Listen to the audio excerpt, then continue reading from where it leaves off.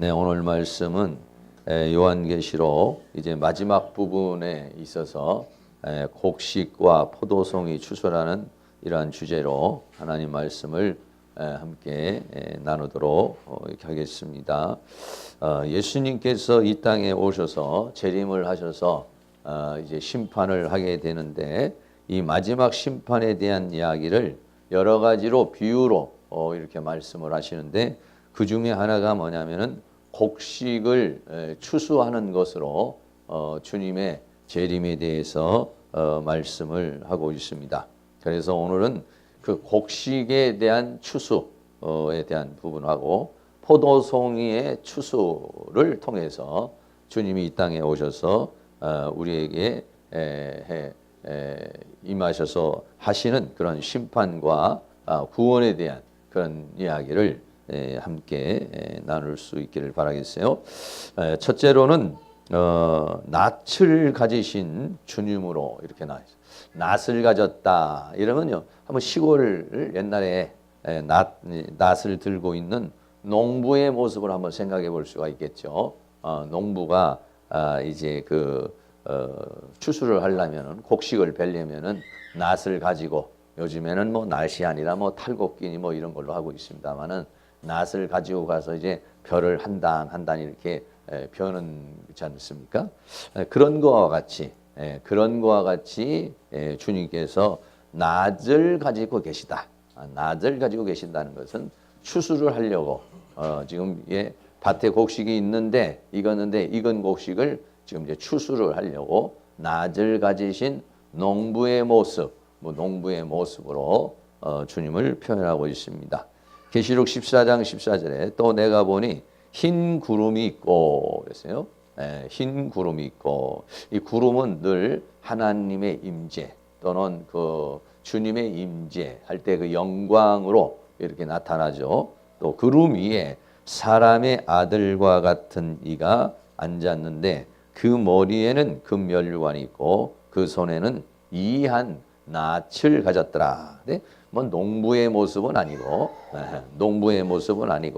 흰 구름이 있고 사람의 아들들과 같은 이가 구름 위에 앉아 있고 그 머리에는 금면류관을 쓰고 또 그 손에는 이한 낫을 가진 그런 모습을 보게 되죠. 그래서 구름 위에 사람의 아들과 같은 이가 있다 이렇게 말씀했는데요. 이 말씀은 다니엘서도 같은 내용이 나오고 있습니다.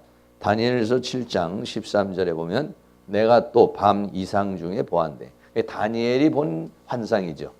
오늘 계시록은 사도 요한이 본 환상이고 다니엘서는 다니엘이 본 환상인데, 인자 같은 이가 하늘 구름을 타고 와서, 그래서 그 예수님의 모습을 인자, 누가복음에서는 특별히 예수님을 설명을 할 때 인자라 이렇게 표현을 했어요. 그래서 인자 같은 이가 하늘 구름을 타고 와서 옛적부터 항상 계신 자에게 나와 그 앞에 인도되었다 이런 말씀이 있어요. 그래서 구름 위에 있는 사람의 아들들과 같은 이는 예수 그리스도를 가리켜서 말씀하고 있어요. 그리고 그 머리에는 뭐가 있냐? 금면류관이 있다 그랬어요. 여기서 말하는 면류관은 여러분들에게 몇 번 말씀을 드렸습니다만 스테파노스라고 하는 꽃으로 만든 월계관으로 만든 그런 화관을 가리켜서 말하는데, 그게 뭘로 되어 있느냐? 금으로 되어 있다. 화관인데 모양은 월계수 그런 꽃인데 그게 금으로 되어 있는 금면류관이 있다라고 그렇게 말씀하고 있습니다. 계시록 6장 2절에 보면은 흰말에 대한 이야기가 나왔었죠. 그 흰말이 있는데 그 탄 자가 활을 가졌고 면류관을 받고, 그래서 이 흰말을 예수 그리스도라 이렇게 말씀을 했어요. 근데 이 흰말을 타신 그 예수 그리스도가 면류관을 받고, 여기서 말하는 면류관은 스테파노스라고 하는 조금 전에 그 말한 그런 승리의 면류관, 승리의 면류관을 받고 이기고 또 이기려고 하더라 그랬어요. 예수님께서 십자가에 못 박혀 죽으시는 것이 사람들이 볼 때는 패배지만은 영적인 세계에서는 이긴 것이죠. 왜? 하나님의 구원의 역사를 다 이루셨으니까. 그래서 그것을 이기고, 그래서 이긴 것으로만 십자가로만 승리하는 것이 끝나는 것이 아니라 마지막 원수 마귀를 불못에 던져야 완성이 되기 때문에 이기고 또 이기려고 하더라라고 이렇게 말했는데, 그때 그 흰말을 쓰신 예수님과 같은 그 면류관, 그 면류관이 바로 이제 면류관을 쓰고 있는 거예요. 그리고 그 손에는 낫을 가졌더라. 그래서 낫이라고 하는 것이요, 마가복음 4장 29절에 보면 열매가 익으면 곧 낫을 대나니 했어요. 그냥 곡식의 열매가, 우리나라는 쌀 농사, 보리 농사 있지만은 이스라엘은 밀이나 보리 농사를 이렇게 짓는 거죠. 그래서 주식이 이제 밀이니까 밀 농사를 짓는. 열매가 익으면, 열매가 다 익으면 어떻게 됩니까? 낫을 갖다 대서 그거를 베죠. 베가지고 이제 탈곡을 해서 그 곡식을 사용하도록 이렇게 돼 있죠. 그래서 그 손에는 이한 낫을 가졌더라. 그래서 이 낫은요, 무엇과 또 같이 동일어로 사용되냐면 검으로 이렇게 사용이 됩니다. 그래서 예수님의 모습을 보시면은요, 입에서 뭐가 나가느냐면은요, 이게 검이 나가요. 그러니까 어떻게 보면은 좀 무슨 공상 만화 같이 보여요, 이게요.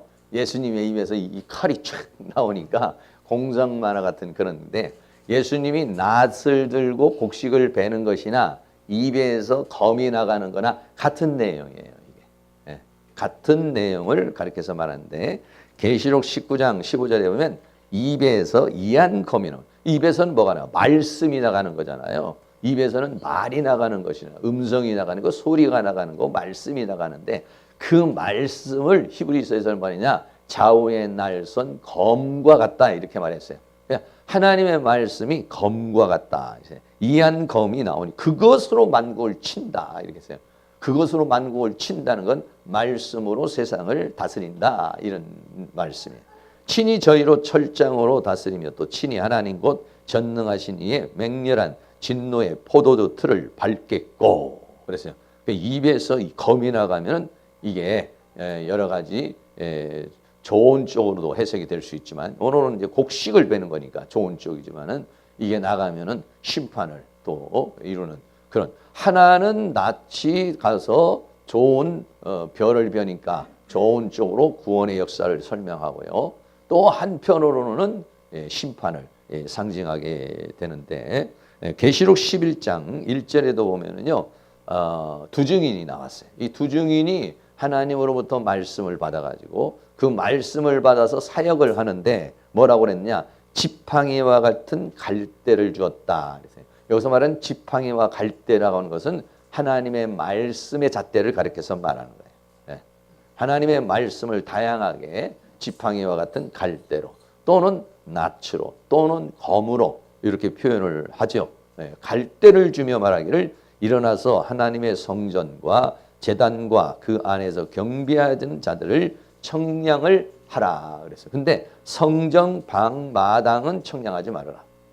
성전 안에 있는 사람을 청량한다. 여러분, 여기 계신 분들을 만약에 그 사람의 신앙의 상태나 믿음의 상태를 청량하려면 무슨 잣대로 가지고 되겠습니까? 뭐 어떻게 보면 아냐면요, 하나님의 말씀을 전해보면 알아요. 하나님의 말씀을 전해보면은요, 믿음이 있는 사람은 아멘으로 받죠. 믿음이 없는 사람은요, 그걸 거부를 해요. 여러분, 우리가 나가서 전도를 해보잖아요. 나가 하나님의 말씀을 전하잖아요. 받는 사람이 있고 안 받는 사람이 있어요.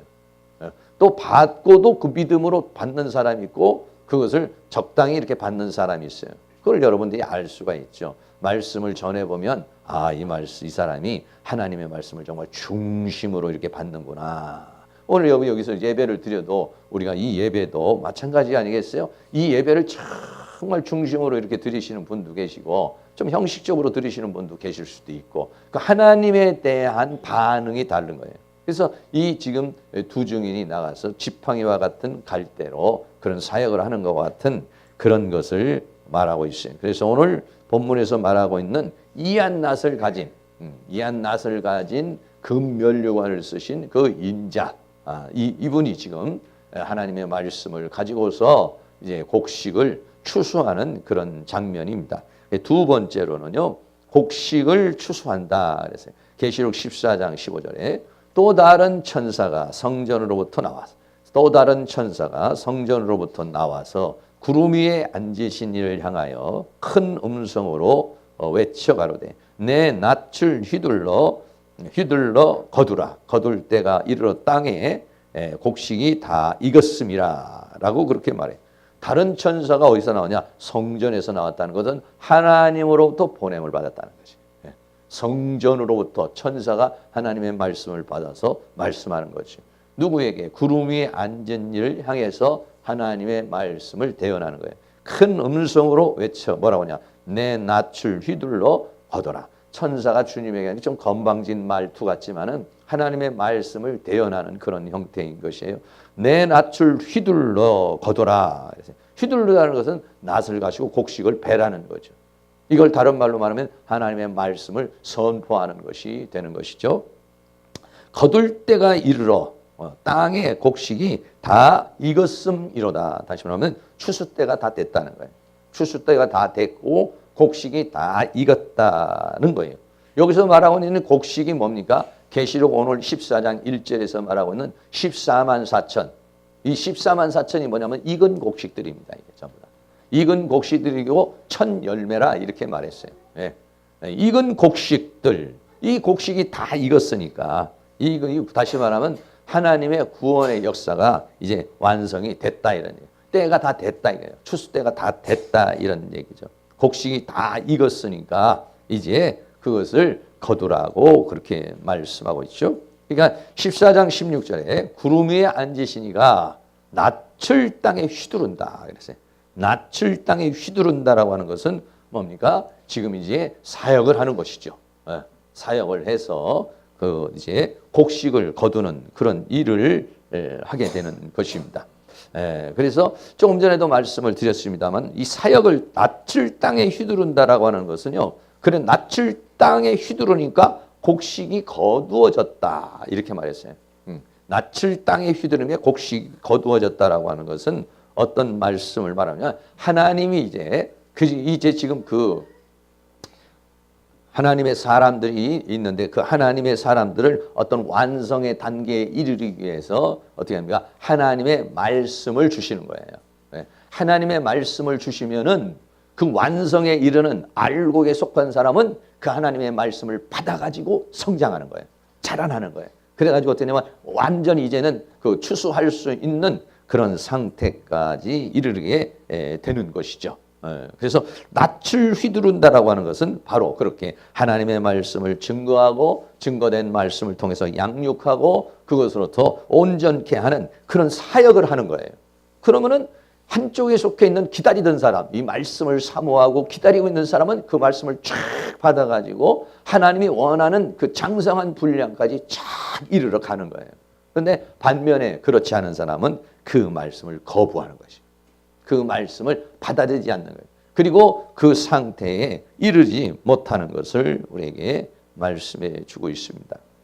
여러분들이 농사를 져보신 분도 계시지만 밭에 가면은요 세 종류가 있는 거예요. 뭐가 있느냐면은 알곡이 있고요, 쭉정이가 있고요. 또 하나는 뭐가 있느냐? 가라지가 있어요. 세 가지가 밭에서 살고 있습니다. 어떻게 보면 여기도 그럴 수도 있어요. 여기에도요 알곡 될 사람이 있어요. 또 어떤 분은 쭉정이 될 사람이 있어요. 어떤 사람은 가라지 될 사람도 있다. 이렇게 말할 수 있어요. 그래서 첫째는 곡식과 가라지입니다. 마태복음 13장 30절에 둘 다 추수 때까지 함께 자라게 두어라. 추수 때 내가 추수꾼에게 말하기를 가라지는 먼저 거두어 불사르게 단으로 묶고 그랬어요. 밭에 알곡도 자라고 가라지도 자라는 거예요. 알곡도 자라고 가라지도 자라는데 어떻게 했느냐? 가라지가 있으면 가라지를 빨리 뽑고 싶은 마음이 생기죠. 가라지를 뽑고 싶은 마음이 생기는데 가라지를 뽑지 말고 그냥 두어라. 언제까지? 추수 때까지 그냥 두라는 거예요. 그래서 추수 때가 됐습니다. 추수 때가 되면 어떻게 하느냐? 가라지를 먼저 거두는 거죠. 가라지를 다 거두어서 불사르게 단으로 묶고 그러고 난 다음에 곡식은 모아서 곳간에 넣게 되는 거예요. 그래서 밭에는 뭐가 있냐? 곡식도 있고 가라지도 있다. 근데 가라지는 뭐냐면요, 곡식이 아닌 거예요. 종류가 다른 거예요. 다시 말하면 곡식은 믿음의 사람이라고 하나님께 속한 사람이라면 가라지는 하나님께 속하지 않은 사람들을 가르쳐서 말합니다. 믿지 않는 사람이죠, 이 사람. 네. 그런데 알곡과 쭉정이가 또 있어요. 네. 마태복음 3장 12절에 보면은 손에 키를 들고 자기의 타작마당을 정하게 하사 알곡은 모아 곡간에 들이고 이렇게 말했어요. 네. 애를 좀 보세요. 네. 알곡은 모아서 곡간에 들인다는 것은 알곡은 어떻게 해요? 전부 다 농사를 지어서 곡간에다 집어넣는 것이죠. 그리고 쭉정이가 있다. 쭉정이. 쭉정이는 뭐냐면요. 알곡은 알곡인데, 그러니까 곡식은 곡식인데 속이 연글지를 못한 거예요. 그러니까 신앙인은 신앙인인데 그 안에 생명이 없는 사람. 교회는 나오는데 그 안에 생명이 없는 사람. 그리스도의 영이 없는 사람, 믿음이 없는 사람. 그 자라나지를 못하는 거예요. 그것을 그림으로 한번 보여드릴 테니까 나는 알곡인지 쭉정인지 이게 뭐냐면 알곡입니다. 도실 살이 쪄가지고 그래가지고 벼 한 이삭에 막 30개도 달리고 60개도 달리고 100개도 달리고 얼마나 그 추수 때 보면은 참 이게 곡식이 아주 탐스럽게 이렇게 만들어지잖아요. 그런데 어떤 게 있냐면 이렇게 생긴 게 있어요. 쭉정이는 뭐냐면은 이것을 봤는데 이 속이 없어요. 전부 말라 들어가지고 알맹이가 없어요. 껍데기밖에 없어요. 이게 어떤 것들은 뭐 반만 껍데기가 반만 있는 것도 있고 어떤 거는 아예 알맹이가 없는 것이 있어요. 이게 뭐냐면 쭉정이라는 거죠. 쭉정. 알곡이 있고 쭉정이가 있다 이런 얘기예요. 신앙이 탱글탱글 잘하시는 분이 계시고 막 성령이 충만하고 말씀으로 충만하고 은혜가 충만하고 막 성령의 역사가 있는 분은 알곡이겠죠. 그런데 겉은 있어요. 겉은 벼입니다. 이게. 겉은 곡식에 겉은 다 있어요. 신앙의 형식은 있어요. 신앙의 틀은 있어요. 그런데 뭐가 없어요? 알맹이가 없는 거예요. 먹을 수가 없습니다. 이게. 곡간에 집어넣어도 이거는 뭐냐면 나중에 먹을 수 없는 곡식. 이게 뭐냐면 쭉정이라는 거예요. 쭉정. 쭉정이를 여러분 창고에다가 집어넣어봤자 뭐 하겠어요? 이거는.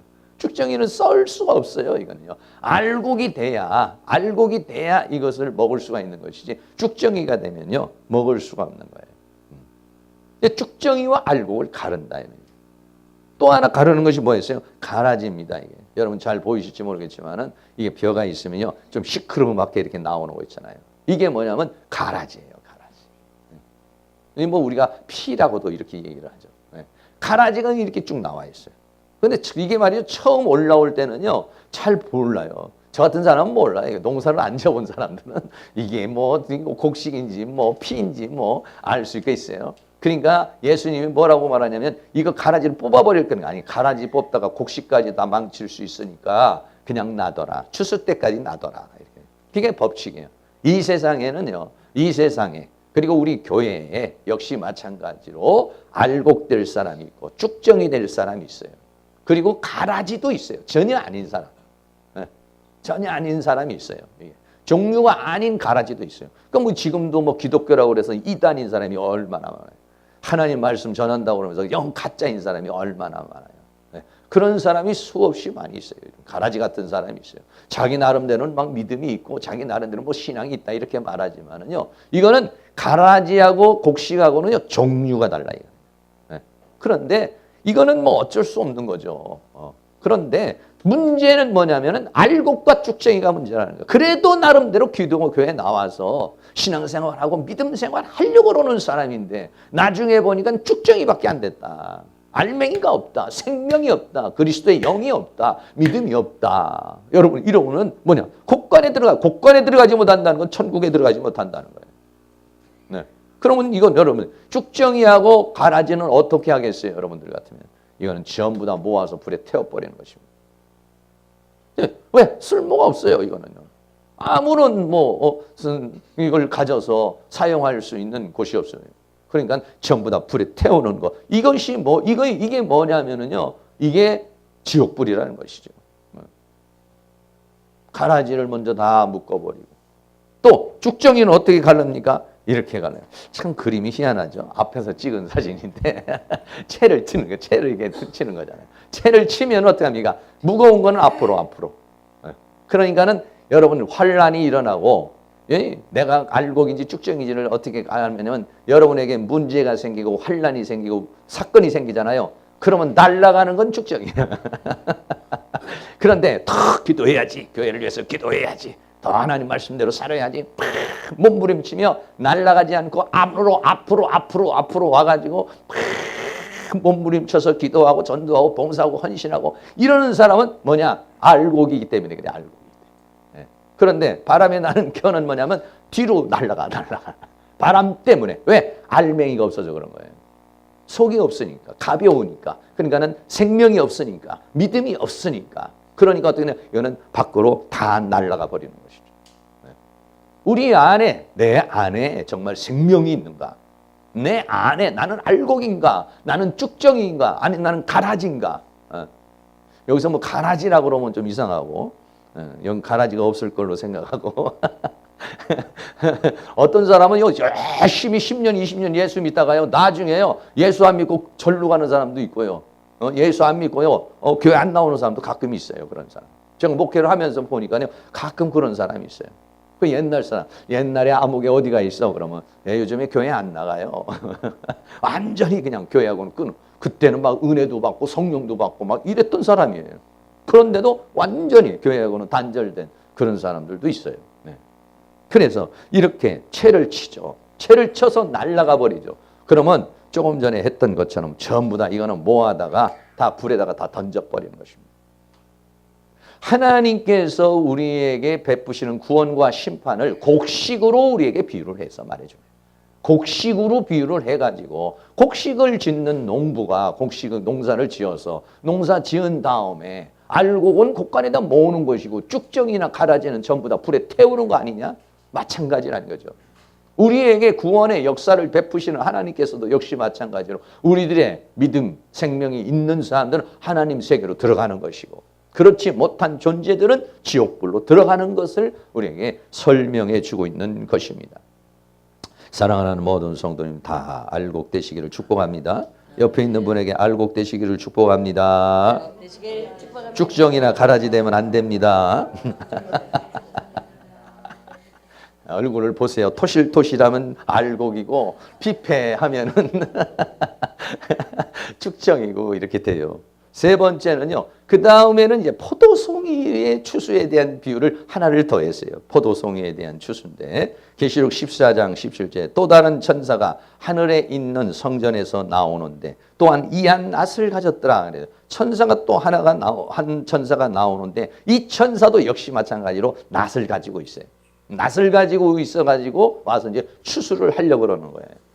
그런데 여기 첫 번째 예수님이 나오셔서 낫을 가진 것은 어디에 초점이 있느냐면요. 알곡에 초점이 있는 거예요. 곡식을 지금 거두려고 지금 하는 거예요. 곡식을 거두는데 곡식에 초점이 있는 거예요, 사실은. 그런데 여기에서 포도송이를 추수하는 이 낫, 이것은 뭐냐면 심판을 위해서 포도송이 거두어가지고 어떻게 하려고 짓이겨버리려고 그러는 거예요. 포도송이를, 알곡을 거두어가지고 곡간에 넣으려고 그러는 거지만 이 포도송이는요, 좀 다른 그러한 심판에 관계된 이야기를 하고 있어요. 계시록 14장 18절에 또 불을 다스리는 다른 천사가 제단으로부터 나와, 불을 다스리는 천사가 제단으로부터 나왔다. 이한 낫을 가진 자를 향하여 큰 음성으로 불러가로되 내 이한 낫을 휘둘러 땅에 포도송이를 거둬라. 그 포도가 익었느니라 하더라. 라고 그렇게 말씀하고 있어. 불을 다스리는 천사가 나왔어요. 이 불을 다스리는 천사가 이 불이 어디서 나오느냐면요. 제단에서 나오죠. 번제단에서 나오는 거예요. 이 번제단에서 나온다는 것은요. 계시록 8장 3절에 보면 천사가 나오는데 또 다른 천사가 와서 제단 곁에 서서 금향로를 가지고 많은 향을 받았으니 이는 모든 성도의 기도들과 합하여 보좌 앞 금단에 드리고자 함이라. 성도들의 기도가 하나님의 보좌에 상달되는 것이다. 이랬다는 거예요. 8장 4절에 향연이 향기 그러니까 기도 성도들의 기도가 함께 천사의 손으로 하나님 앞에 올라가는데 그 기도를 받아서 계시록 8장 5절에 천사가 향로를 가지고 향은 향이 있고 향이 피어지는 거잖아요. 그 위에 불을 담아다가 땅에 쏟았다 이렇게 말했어요. 그러면 땅에 쏟았다는 것은 뭐냐면 기도를 응답했다 이런 얘기예요. 응답을 하니까 뇌성과 음성과 번개와 지진이 나더라. 이런 거와 마찬가지. 불을 가진 천사가 나왔다는 것은 뭐냐면 이 제단에서 그런 향연을 가지고 기도의 응답으로 지금 나오는 것을 가르쳐서 말씀하고 있는 것이죠. 이사야서에도 이 포도송이에 대한 그러한 하나님의 심판에 대한 그런 성경 구절이 있습니다. 이사야 63장 2절에 보면 어찌하여 내 의복이 붉으며 내 옷이 포도주 틀을 밟는 자 같으뇨 그랬어요.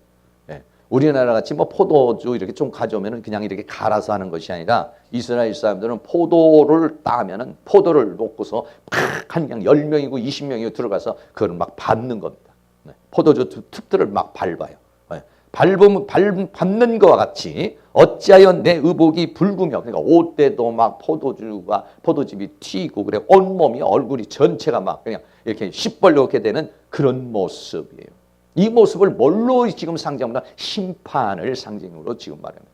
심판을 상징적으로 보여줘서 말하는데 이사야 63장 3절에 만민 중에 나와 함께한 자가 없이 내가 홀로 포도주 틈을 밟았는데 하나님께서 혼자 심판을 했다. 포도주 틈을 밟았다는 건 심판을 했다는. 내가 노함을 인하여 무리를 밟았고 그러니까는 포도를 놓고 포도를 밟는 것과 같이 하나님께서 그렇게 심판을 했다는 거예요. 무리를 밟았고 분함을 임하여 짓밟았으므로 그들의 선혈이 내 옷에 선혈이라는 건 피를 말하는 것이죠. 선혈이 내 옷에 튀어 내 의복을 다 더럽혔음이니 이렇게 했어요. 그러니까 하나님께서 심판하는 것을 지금 포도를 지금 따와가지고 포도즙을 내는 그 모습과 같은 것으로 상징으로 지금 비유를 해서 말씀을 하는 것이죠. 그래서 곡식을 거두는 것은 알곡을 거두는 것이지만은 포도를 거두는 것은 따가지고 그런 막 짓밟는다는 것은 하나님의 심판을 가르쳐서 말하는 것이고 그 포도즙은 악인이 흘리는 피를 상징적으로 우리에게 말씀해주고 있는 것이에요. 그래서 진노의 포도주틀에 그 포도를 딱 거두어가지고 포도를 따가지고 어떻게 하냐 진노의 포도주틀에 던져라 이랬어요. 계시록 14장 19절에 천사가 낯을 땅에 휘둘러 땅의 포도를 다 거두었습니다. 땅의 포도를 다 거두어가지고 어떻게 했냐 하나님의 그냥 포도주가 아니에요. 이거는 하나님의 진노가 쏟아지는 포도주 틀에다가 다 던져버렸다. 그러니까 이거는 좋은 포도주를 가져와서 그 포도주를 먹으려는 것이 아니라 그 포도를 지금 심판하는 것이고 그 포도를 하나님께서 징벌하는 것이고 형벌하는 것을 진노를 받는 하나님의 진노와 심판과 형벌을 받는 그런 모습을 가르쳐서 말씀하고 있는 것이죠. 계시록 아까 19장 15절에도 입에서 이한검이 나와서 하나님이 진노의 포도주 틀을 밟는다. 이렇게 말씀해죠. 하나님이 진노의 포도주 틀을 받는 건 하나님의 진노를 심판을 베푸는 것을 가리켜서 말씀하는 것이죠. 계시록 14장 20절에 이 성 밖에서 그 틀이 밝히니 그래서요. 성 안에서 이 진노의 포도주 틀이 밝히는 게 아니라 성 밖으로. 그러니까 성 안에는 뭐냐? 구원받은 사람들. 하나님의 사람들이 있는 거예요. 성 밖에는 뭐냐면은 구원받지 못한 그러한 사람들을 가리켜서 말하죠. 성 밖에서 그 틀이 밟히니 틀에서 피가 나서 그랬어요. 틀에서 포도에서 나오는 포도즙을 사람의 피로 상징해서 말하는 거죠. 어느 공간이 말 굴레까지 닿았고 1600 스타디온에 퍼졌다. 이랬어요. 얼마나 끔찍한 상황이 되겠습니까? 이 진노의 상태가 피가 어때? 말 굴레까지 닿았다면 말이 서 있으면 말이 입이 있는 데까지 닿았다는 거예요. 입 있는 데까지. 이거를 대충적으로요. 높이가 한 1m 한 20 정도, 121cm 정도로 4피트로 이렇게 계산하는데요. 그러니까 여러분 생각해 보세요. 피가 흐르는데 그 피가 흐르는데 하나님의 심판에 의해서 그 수많은 사람이 죽음을 당해서 피가 흐르는데 말구까지 올라왔다는 거예요. 말구까지. 말의 이 말 굴레까지 올라왔다는 것이에요. 그리고 얼마 정도 그 피가 흘렀느냐? 1600 스타디온까지 그랬더니 여기서 말하는 1600 스타디온이라는 것은 길이가 320km 정도 되는 거예요. 여러분 320km면요. 여기서요. 대전까지는 못 가도요. 거의 그만큼 가는 거예요. 엄청난 것이죠. 다시 말하면 이것을 뭘 지금 말해요? 하나님의 그 진노를 가리켜서 말하는데, 여기서 말하고 있는 1600 스타디온의 길이가 320km는요, 이스라엘의 남과 북을, 그 이스라엘의 길이를 말해요. 전체 길이를 가리켜서 말씀하고 있는 거예요. 다시 말하면 이스라엘 전체를 말하는 거예요.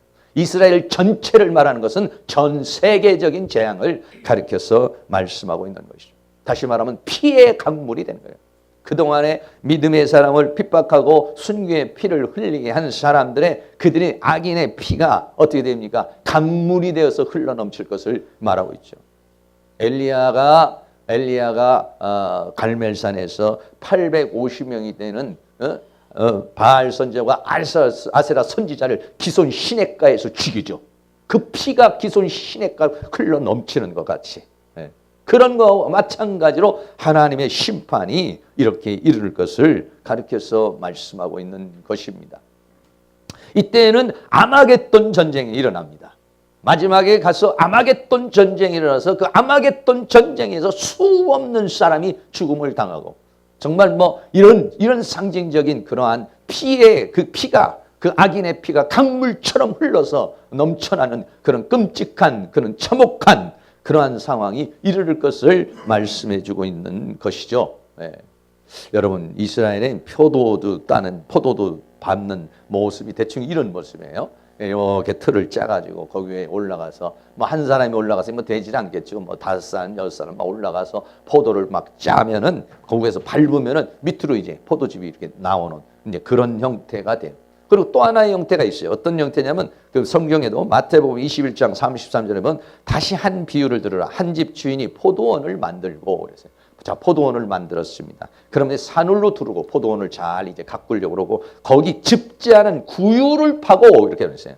그러니까 포도원이 있으면요, 그 옆에다가 뭘 만드냐면 즙을 짜는 구유를 판다니, 땅을 파가지고 세면으로 만들어서 거기에서 짓밟아서 즙을 만드는 그러한 곳을 만드는 거예요. 그리고 망대를 친다. 이게 어떻게 생기냐면 이런 식으로 생긴 거예요. 그래서 밑에 위에다가 땅을 파가지고, 그래서 세면 같은 걸로 해서 이렇게 막고, 그래가지고 거기서 막 밟아서 거기서 포도즙이 나오게 만드는 거죠. 다른 그림으로 보면 이러한 형태를 가리켜서 말하는 거예요.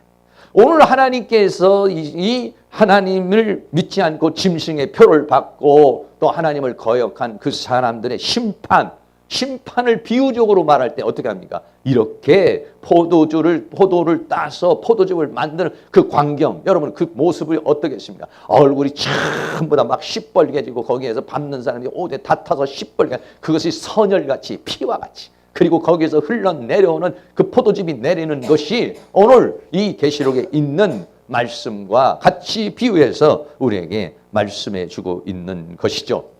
이렇게 하나님의 심판이 이르를 것을 우리에게 말씀하고 있습니다. 요엘서 3장 12절에도 열국은 동하여 여호사밧 골짜기로 올라올지어다 내가 거기 앉아서 사면의 열국을 다 심판할 것인데, 그런데 너희는 낯을 쓰라. 곡식이 이것도다. 낯을 가지고 곡식을 베고, 또 하나는 밟을지어다 포도주들이 가득히 차고 포도주 독이 넘치니 그들의 악이 큼이라, 이렇게 말했어요. 그러니까 포도주가 좋은 쪽으로도 사용이 되지만 포도주가 사람들이 가지고 있는 그런 악의 독성, 이것을 짓밟는, 그리고 그와 같은 피 흘림, 이것을 상징적으로 우리에게 보여주고 있는 것입니다. 계시록 14장 9절 말씀에도 또 다른 천사 곧 셋째가 그 뒤를 따라 큰 음성으로 가로되 만일 누구든지 짐승과 그의 우상에게 경배하고 이마에나 손에 표를 받으면 그도 하나님의 진노의 포도주를 마시리니 그 진노의 잔에 섞인 것이 없이 부은 포도주라. 거룩한 천사들 앞과 어린 양 앞에서 불과 유황으로 고난을 받을 것을 말씀해 주고 있는 것입니다. 결론을 말씀을 드리겠습니다. 오늘 말씀 결론에는 첫째는 낯을 가지신 주님이 계셔요. 그리고 곡식을 거둡니다. 다시 말하면 알곡, 그동안 하나님의 말씀을 따라서 살아서 그리스도의 생명에 의해서 하나님의 사람으로 된 사람들, 이 사람들은 다 곡식을 거두어서 어떻게 합니까? 그 곡식을 거두어서 곡관에 드리죠. 하나님 나라에 들여서 칭찬과 영광과 좋은 길을 주시는 그러한 추수가 있고, 또 하나는 포도송이를 거두어서 그것을 짓밟아서 그 선혈이 온 세계에 피가 강물처럼 흘러 하나님의 심판을 받을 것을 오늘 우리에게 말씀해 주고 있는 것이죠. 사랑하는 모든 성도님들이, 오늘 우리는 언젠가 주님 앞에 설 때 둘 중에 하나, 내가 곡식이 되든지 아니면 쭉정이가 되든지 아니면 하나님의 진노의 포도주트에 밟혀서 그 고통과 고난을 당하게 되든지 우리는 여기에 서게 될 것이에요. 사랑하는 모든 성도님들은 모두가 다 한 분도 빠짐없이 하나 알곡이 되어서 하나님의 나라의 곳간에 들어가는 그러한 은혜의 역사가 다 일어날 수 있기를 주의 이름으로 축원합니다. 찬양 같이 한번 드리겠습니다. 주님 한 분밖에는 아는 사람 없어요. 우리가 세상을 이기는 방법 중에 하나가 뭐냐면 주님을 뜨겁게 사랑하는 것이고 주님과 함께하는 것입니다. 주님 외에 그 어떤 것에 눈길을 돌리고 나가게 되면 거기에는 사탄의 올무가 있어요. 오직 주님 한 분 바라보면서 살아갈 수 있는 은혜를 달라고 우리는 그런 마음으로 찬양 같이 한번 드리겠습니다.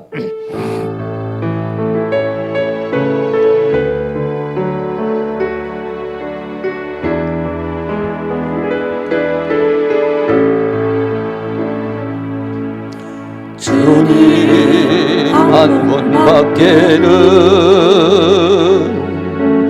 아는 사람 없어요. 가슴 깊이 숨어있는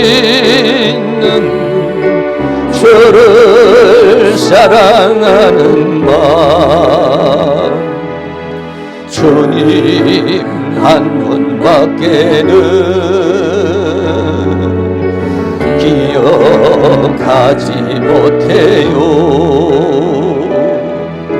처음 주를 만난 그날 울며 고백하던 말, 나는 행복해요. 죄사함 받았으니 아버지 품 안에서 떠나 살기 싫어요. 나는 행복해요. 사랑이 샘솟으니 이 세상 무엇이든 채우고도 남아요. 주님 한 분밖에는 사랑할 리 없어요. 작은 가슴 뜨겁게 주님 피가 흘러요. 주님 한 분밖에는 약속한 일 없어요. 나를 믿고 따르는 자 반석 위에 서리라. 나는 행복해요. 죄사함 받았으니 아버지 품 안에서 떠나 살기 싫어요. 나는 행복해요. 사랑이 샘솟으니 이 세상 무엇이든 채우고도 남아요. 2절 한 번 더 합니다. 주님 한 분밖에는 사랑할 리 없어요. 사랑할 리 없어요. 작은 가슴 뜨겁게, 작은 가슴 뜨거워 주님 피가 흘러요.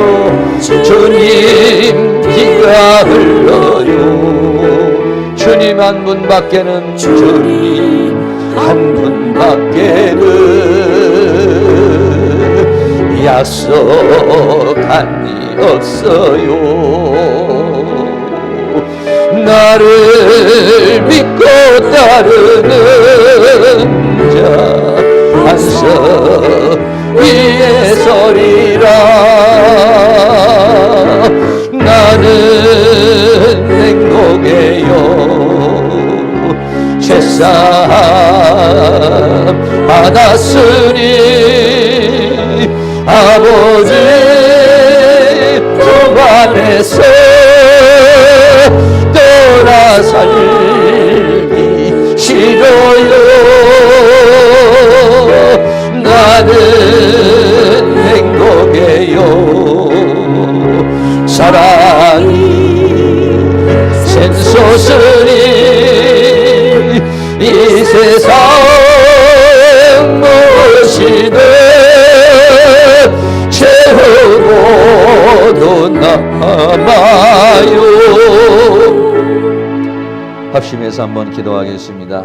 주님 한 분 밖으로 만족하지 못하면 그러면 우리의 욕심이 작동을 하고 우리의 욕망이 작동하고 우리의 정욕이 작동해서 주님 외에 다른 것으로 추구하다가 죄악에 걸리고 세상에 속하고 사탄의 올무에 걸립니다.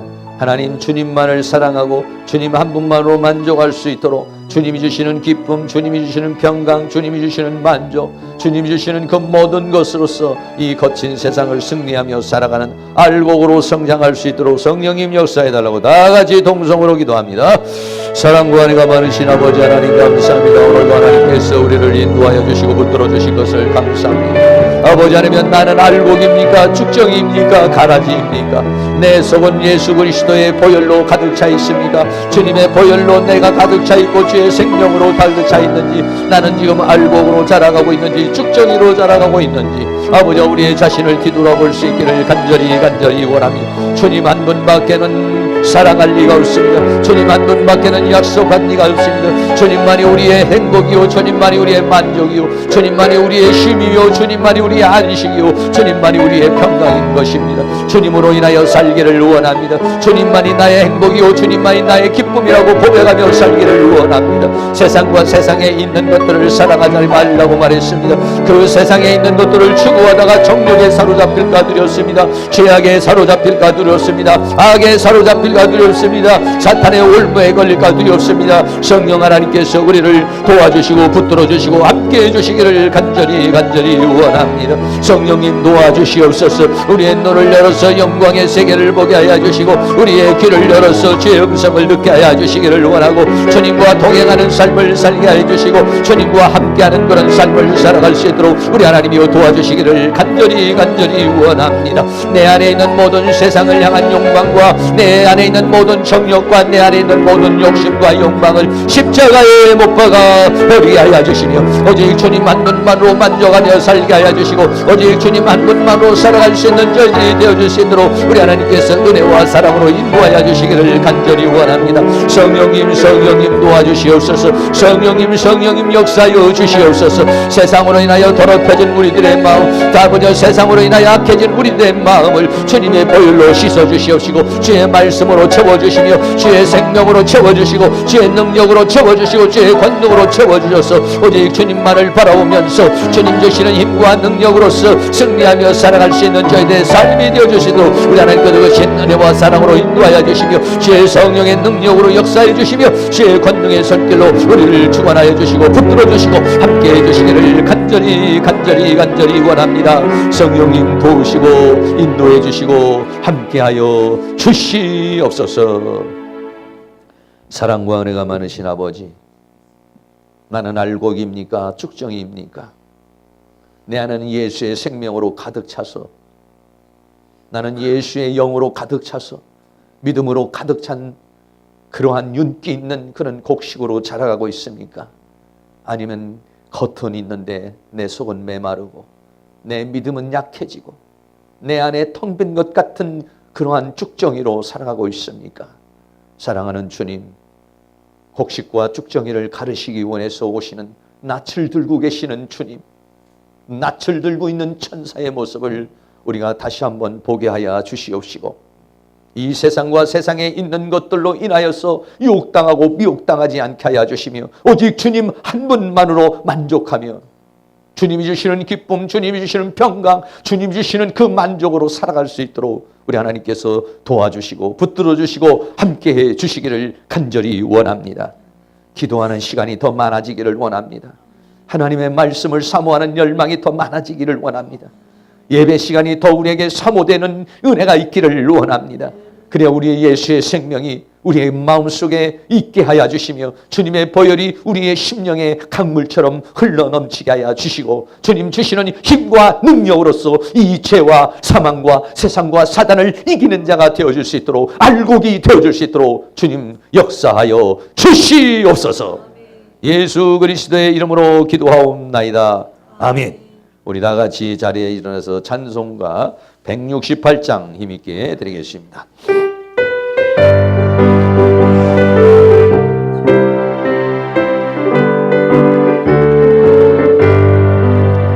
하나님의 나팔 소리 천지 진동할 때 예수 영광 중에 구름 타시고, 천사들을 세계 만국 모든 곳에 보내어 구원 얻은 성도들을 모으리. 나팔 불 때 나의 예름, 나팔 불 때 나의 예름, 나팔 불 때 나의 예름, 부를 때에 같이 참여하겠네. 무덤 속에 잠자던 자 그때 다시 일어나 영화로운 부활 승리 얻으래. 주의 택한 모든 성도 구름 타고 올라가 공중에서 주의 얼굴 배우리. 아멘. 나팔 불 때 나의 예름, 나팔 불 때 나의 예름, 나팔 불 때 나의 예름, 부를 때에 같이 참여하겠네. 주님 다시 오실 날을 우리 알 수 없으니 항상 기도하고 깨어 있어서 기쁨으로 보좌 앞에 우리 나가서도록 그때까지 참고 기다리겠네. 아멘. 나팔 불 때 나의 예름, 나팔 불 때 나의 예름, 나팔 불 때 나의 예름, 부를 때에 같이 참여하겠네. 아멘. 지금은 다시 오실 우리 예수 그리스도의 은혜와 하나님 아버지의 끝없는 사랑하심과 성령님의 감화감동 교통 충만 인도하시는 은혜의 역사가 이 시간 고개 숙여 사랑하는 모든 성도님들의 머리 위에, 가정 위에, 삶 위에, 이 교회 위에, 학교 위에, 민족 위에, 세계 위에 지금으로부터 영원토록 함께 있을지어다. 아멘.